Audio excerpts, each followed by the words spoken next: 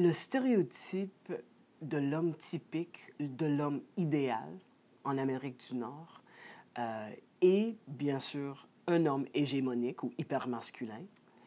Si on veut pouvoir imaginer de manière très visuelle cet homme-là, on peut penser à des hommes comme Sylvester Stallone, comme Arnold Schwarzenegger, comme Vin Diesel et tous ces hommes-là qui sont des hommes, des grands hommes musclés, célébrés d'abord et avant tout pour leur musculature, leur force, leur taille imposante, etc.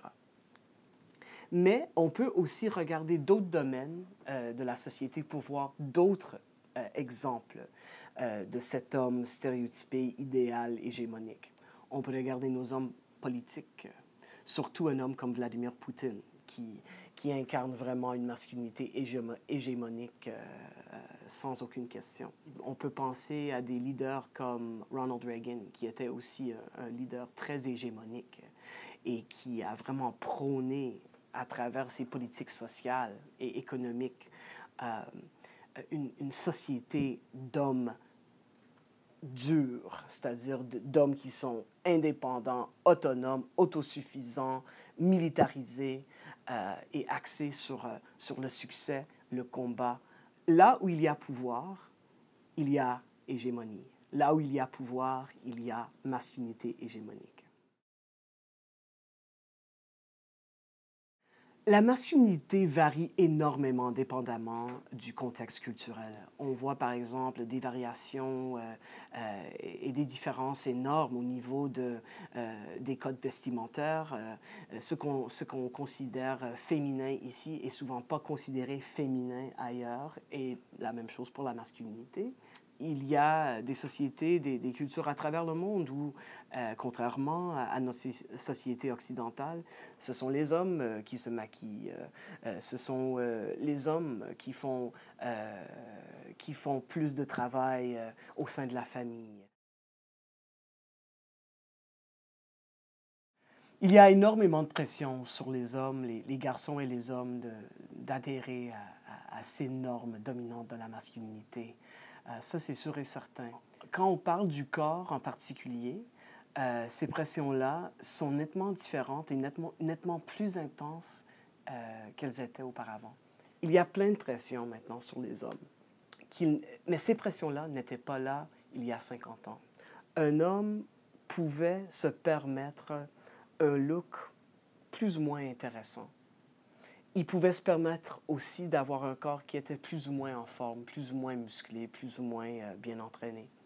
Alors que maintenant, le corps masculin est beaucoup plus visible qu'il était auparavant.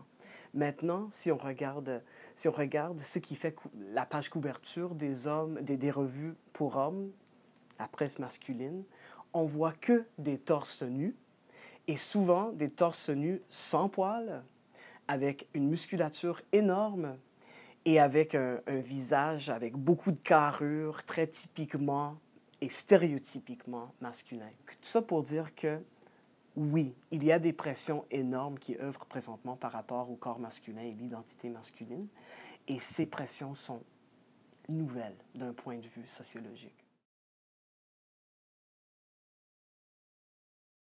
Soyons clairs là-dessus. Les normes dominantes de la masculinité, surtout en lien avec le corps masculin, sont souvent néfastes parce que ces pressions-là sont souvent très difficiles à satisfaire. Mais en même temps, il y a du bon dans ces pressions-là et dans ces stéréotypes-là aussi, parce qu'au moins il y a une certaine emphase qui est mise sur l'entraînement physique et de manger de manière consciente et considérée. Donc, au niveau de l'alimentation et de l'activité physique, il y a quand même du bon. Même dans les stéréotypes de la masculinité, les stéréotypes dominants de la masculinité, il y a du bon. C'est vraiment une question de degré. Ceci dit, les hommes qui n'adhèrent pas à ces stéréotypes de la masculinité hégémonique ou de l'hypermasculinité sont parfois en meilleure santé, mais parfois pas.